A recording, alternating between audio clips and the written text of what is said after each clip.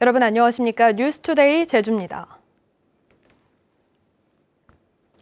제21대 국회의원 선거, 제주 지역도 더불어민주당의 압승으로 끝났습니다. 민주당은 5차례 연속으로 지역구 3석을 모두 차지하는 기록을 세웠고, 미래통합당은 16년째 단 한 석도 얻지 못하며 참패했습니다. 홍수연 기자가 보도합니다.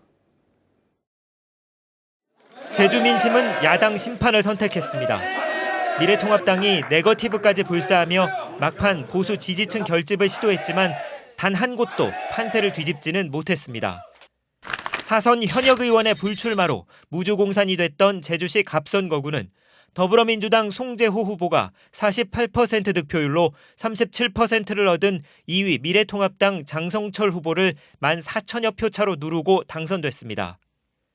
정의당 고병수 후보는 7% 득표율로 3위를 차지했고, 민주당 중앙당의 전략 공천에 반발해 무소속으로 출마한 박희수 후보는 5% 득표율로 4위에 머물렀습니다. 제주도의 문제를 국가적 문제로 좀 승화시켜서 이 정부 안에서 제주가 가려고 하는 아주 숙명적인 과제들이 있거든요. 4년 만에 재대결로 관심이 집중된 제주시 을선거구에서는 더불어민주당 오영훈 후보가 득표율 55%로 미래통합당 부상일 후보에 앞서며 재선에 성공했습니다.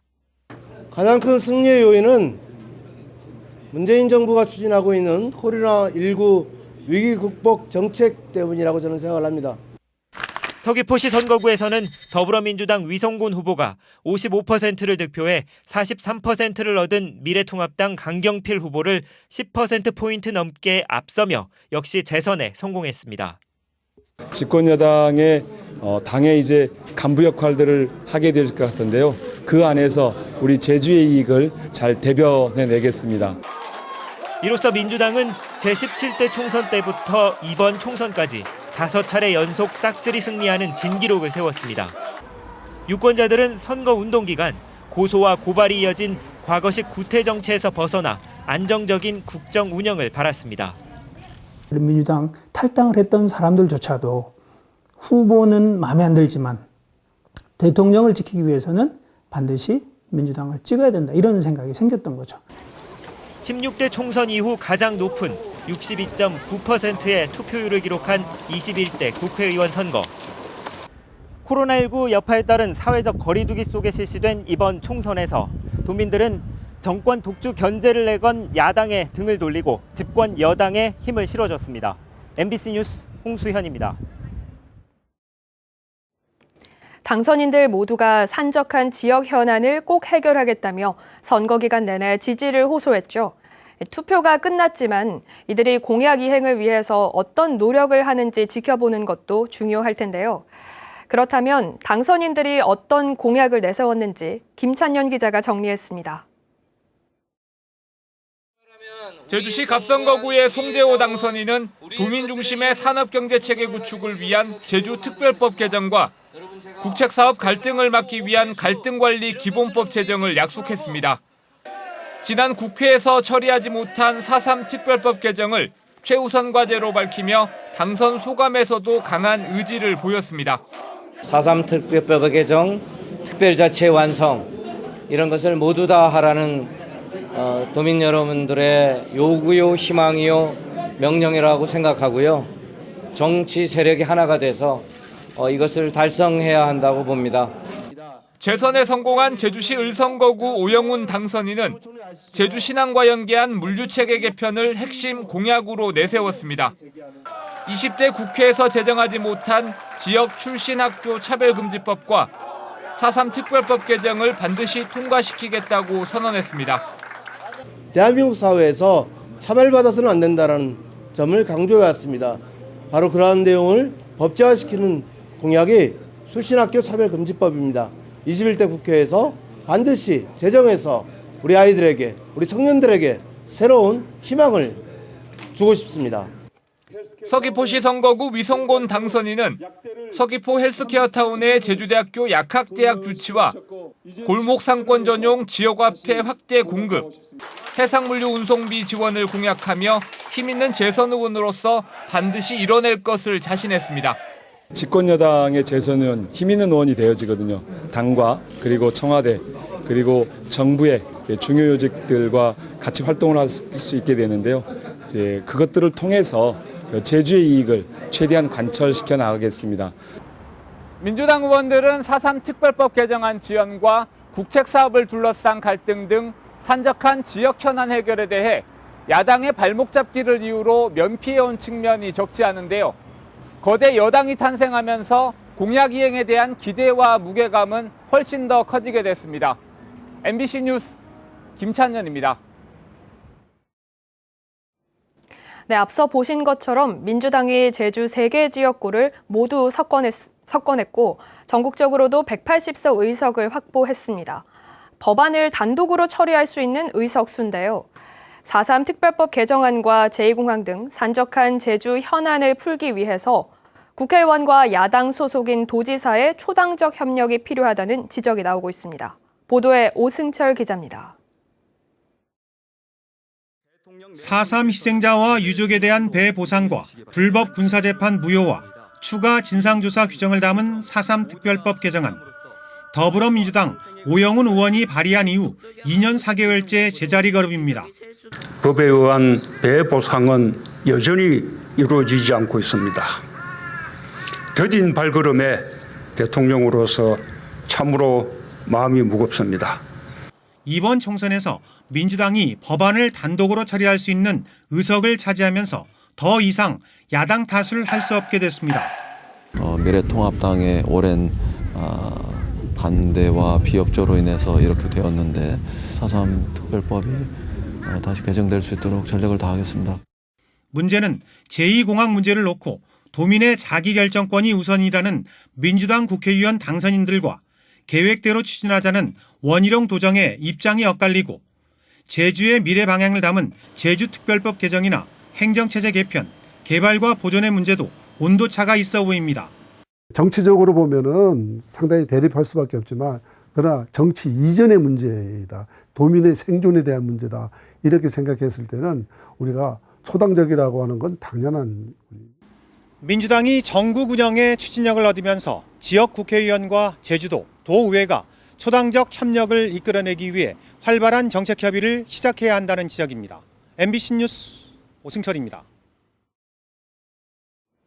39표 차, 당락을 가른 숫자입니다. 국회의원 선거와 함께 치러진 도의원 재보궐선거 이야기인데요. 엎치락 뒤치락 초접전 끝에 당선이 결정된 대저급 선거구를 박주연 기자가 보도합니다. 여당 후보와 무소속 후보의 맞대결 구도로 치러진 대정읍 선거구. 행정 경험을 강점으로 내세운 양병우 후보의 승리로 막을 내렸습니다. 양병우 당선인의 득표수는 5,592표, 득표율 50.17%로 상대 후보와는 겨우 39표 차였습니다. 개표 초반 상대 후보에게 뒤지다 역전한 뒤 근소한 차이로 우위를 달려 1차 개표에서 41표 차, 재검표를 거치면서 표차는 더 줄었습니다. 처음이고 무소속이다 보니까 어떤 그 당의 어떤 지원이라든가 혼자의 어떤 외로운 어떤 그런 부분에서 좀 많이 힘들었던 것 같습니다. 고 허창옥 의원의 별세로 대정읍 지역구가 공석이 된 지 11개월. 마늘값 폭락에 따른 가격 안정화와 대정 하수처리장 증설, 대정 해상풍력 문제까지 해결해야 할 현안들이 산적했습니다. 수급 불균형과 이렇게 코로나 그 영향 등으로 해서 상당한 어려움을 겪고 있습니다. 이런 부분에 좀 해소를 좀 했으면 하는 바람이고. 이번에 재보궐선거가 치러진 서귀포시 동홍동 선거구는 민주당 김대진 후보가, 대천 중문 예래동 선거구는 민주당 임정은 후보가 당선된 가운데 오는 20일 도정 질문부터 본격적인 의정 활동을 시작할 예정입니다. MBC 뉴스 박주연입니다. 제21대 총선과 도의원 재보궐선거와 관련해 제주 지역 경찰과 검찰이 선거사범 28명을 수사 중인 것으로 확인됐습니다. 제주지방경찰청은 위성권 후보 사무실에서 소란을 피운 40대 남성을 구속하는 등 총선과 관련해 23명을 수사 중이며 도의원 재보궐선거와 관련해서도 1명을 수사 중이라고 밝혔습니다. 더불어 제주지검도 4명을 수사하고 있다고 밝혔습니다. 한편 수사 단서는 제3자 고발이 9건, 선관위 고발 5건, 수사 의뢰가 1건입니다. 코로나19 여파로 개학이 지연된 가운데 초등학교 저학년을 제외한 나머지 초중고 학생들이 일제히 온라인 개학을 했습니다. 하지만 실시간으로 소통하는 쌍방향 수업 진행이 어려운 데다 접속 지연까지 발생하는 등 크고 작은 문제점들이 나타나고 있습니다. 김항섭 기자의 보도입니다. 텅 빈 초등학교 교실에서 교사가 댓글을 통해 출석을 확인합니다. 학생들이 올리는 질문에 답글을 달고 온라인 수업을 얼마나 수강했는지 진도를 살핍니다. 하지만 원격 수업 대부분이 학생들이 동영상 강의를 수강한 뒤 과제를 제출하는 방식으로 이뤄지다 보니 실시간 소통은 쉽지 않습니다. 이제 학생들에게 웹캠이나 화상 도구가 좀 더 보급화가 되면은 100% 실시간 쌍방향 수업이 가능할 것을. 학생들도 온라인 학습 콘텐츠를 활용하는 것이 답답하기는 마찬가지입니다. 선생님한테 이해가 안 되는 부분을 질문해서 선생님이 잘 가르쳐 주시는데 그게 안 되니까 뭔가 잘 안 돼요.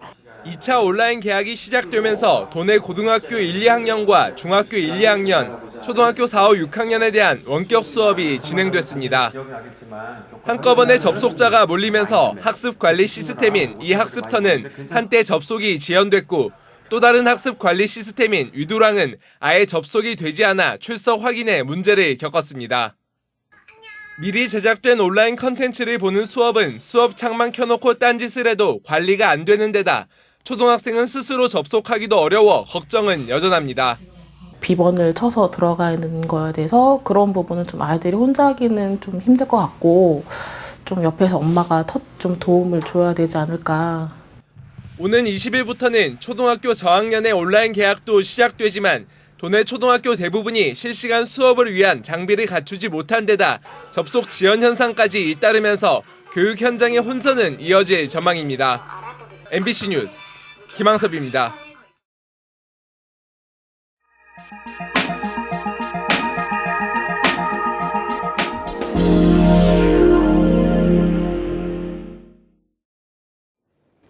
열대 과일들의 재배 한계선이 빠르게 북상하면서 충청북도에서도 천혜향과 한라봉 등이 한창 재배되고 있습니다. 이번엔 대규모 바나나 재배가 시작돼 관심을 모으고 있습니다. MBC 충북 이채연 기자입니다. 600평의 거대한 에어돔 하우스 안이 마치 동남아 열대우림을 연상케 합니다.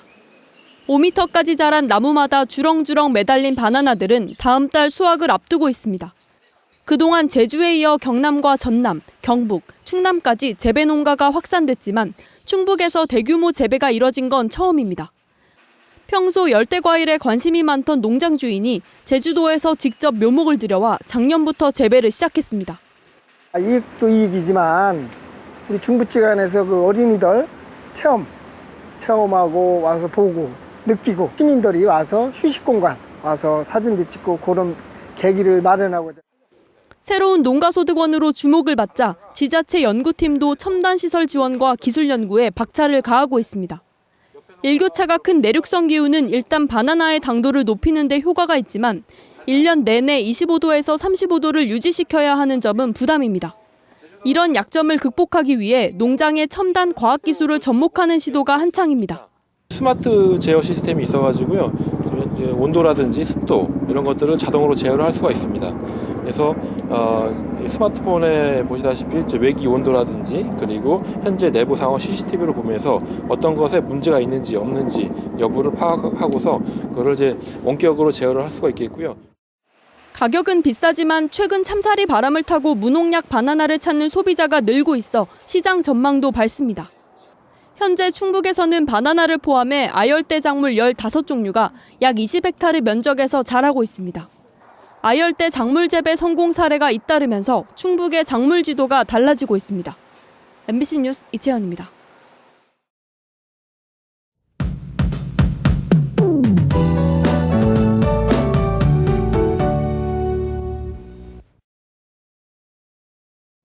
어제는 맑고 포근한 봄 날씨를 보였는데요. 오늘은 요란한 봄비가 내리겠습니다. 현재 산지와 남부에는 호우주의보가 발효 중인 가운데 예상되는 비양은 20에서 60mm, 산지와 남부에는 80mm 이상의 천둥, 번개를 동반한 강하고 많은 비가 내리겠습니다. 여기에 북부를 제외한 제주도 전역에는 강풍 예비특보도 발효 중인데요. 바람이 매우 강하게 불겠습니다. 안전점검 잘해 주시기 바랍니다. 비는 오후가 되면 대부분 그치겠습니다. 따뜻한 남풍이 유입되면서 평년보다 높은 기온 보이겠는데요. 비가 내리더라도 날은 포근할 걸로 예상됩니다. 내일부터는 다시 찬 공기가 유입되면서 기온이 내려가겠는데요. 기온 변화가 잦은 만큼 건강관리 잘해 주시기 바랍니다. 미세먼지 농도는 좋음 수준 예상되고 있지만 중국에서 황사가 발원하면서 제주에 영향을 줄 가능성이 있겠습니다. 다음은 자세한 지역별 날씨입니다. 현재 기온 서부와 남부, 동부가 15도, 북부가 14도로 어제 같은 시각보다 4, 5도가량 높은 기온 보이고 있습니다. 낮 최고 기온은 북부가 20도까지 오르겠고요. 동부는 19도, 남부는 18도, 서부는 17도로 어제와 비슷하겠습니다. 오늘 도서 지역에는 비가 내리겠고 현재 기온은 16도 선에서 출발하고 있습니다.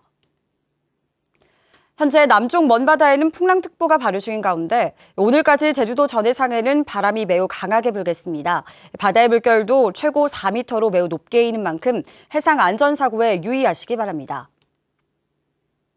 오늘 아침 제주공항에는 비가 내리고 있는 가운데 강한 바람으로 인해서 항공기 연결편에 차질이 있을 수 있겠습니다. 사전에 운항 정보를 확인하시기 바랍니다.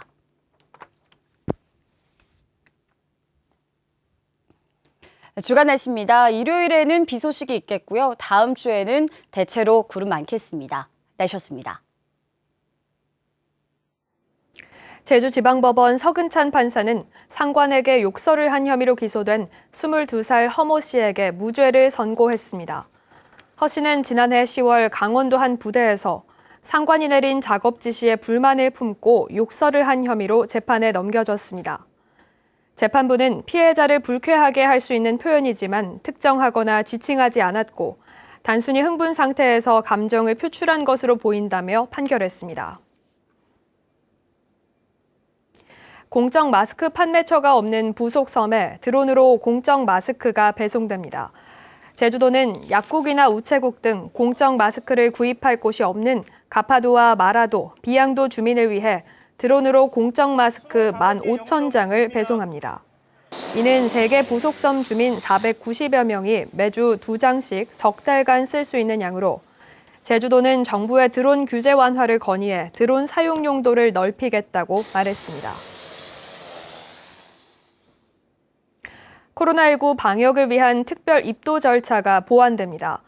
제주도는 제주 지역 13번 코로나19 확진자가 해외에서 입국했는데도 제주공항 워킹스루 진료소를 거치지 않음에 따라 목적지가 제주인 해외 입국자의 경우 입국 즉시 문자 메시지를 통해 검사를 안내하고 입도 뒤 4시간 넘게 연락되지 않을 경우 경찰과 협조해 위치를 추적할 계획입니다. 도내 13번째 확진자인 20살 중국인 여성 A씨는 제주에 거주지가 있는 한시적 제주 영주권자로 미국 유학 중에 지난 13일 입도했습니다. 제주항공이 제주와 여수 노선에 오는 29일부터 다음 달 31일까지 매일 왕복 한 편씩 부정기편을 임시 운항합니다. 여수 노선은 여수공항에서 오전 10시 30분, 제주공항에서는 오후 5시 10분에 출발합니다. 제주항공은 국내선 시장 지배력 확대를 위한 노선 다양화 전략이라며 정기편 전환 여부도 검토하겠다고 밝혔습니다.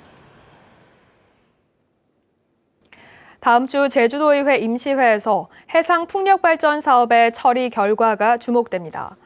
제주도의회 농수축경제위원회는 오는 20일 개회되는 임시회에서 대정 해상풍력발전 시범지구 동의안과 한동평대 해상풍력 사업에 대한 출자 동의안을 심사할 예정입니다. 두 가지 동의안은 지난 3월 열린 도의회 임시회에서 심사가 이루어졌으나 주민 수용성 미확보 등을 이유로 의결이 보류됐습니다. 뉴스투데이 제주를 마치겠습니다. 여러분 고맙습니다.